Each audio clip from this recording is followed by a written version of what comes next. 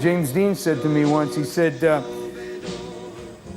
he told me something that moved me, and I dropped a tear out of my eye. And he said, you know, someday, he said, like, you know, someday, it's not enough to drop a tear out of your eye. Someday, when you really have to cry, you're going to have to leave the room.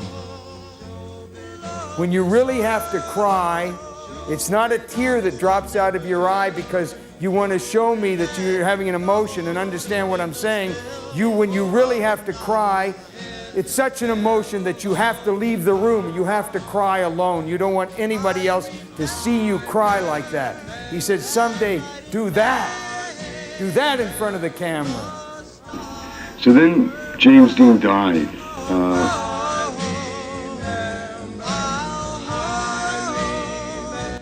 I was loaned out from Warner Brothers to 20th Century Fox to work for Henry Hathaway.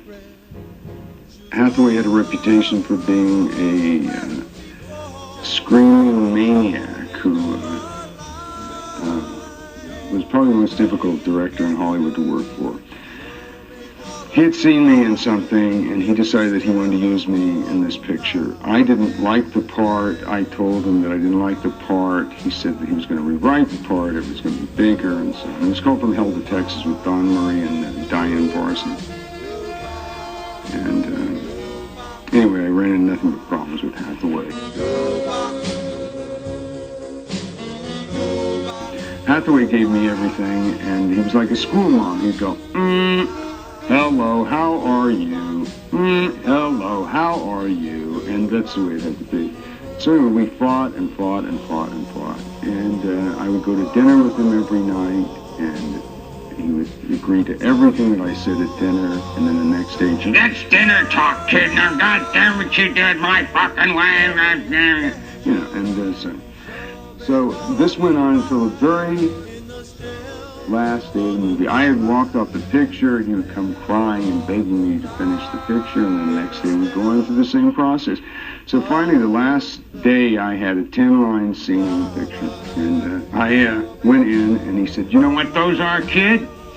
And I said, well, those are film cans. That's right, there's enough film there to shoot for 4 months.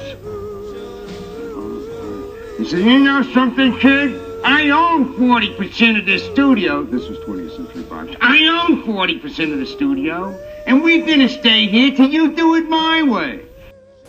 So I started at about 7 in the morning, and I did this 10-line scene every way I could possibly think of.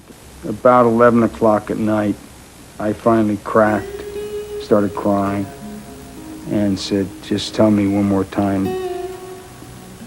how you want it. He told me, I did it. And I did it his way, and he said, great, print it, bye-bye, later, kid.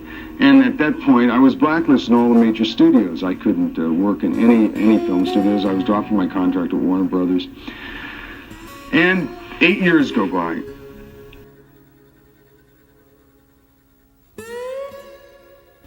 And I get a call from Hathaway.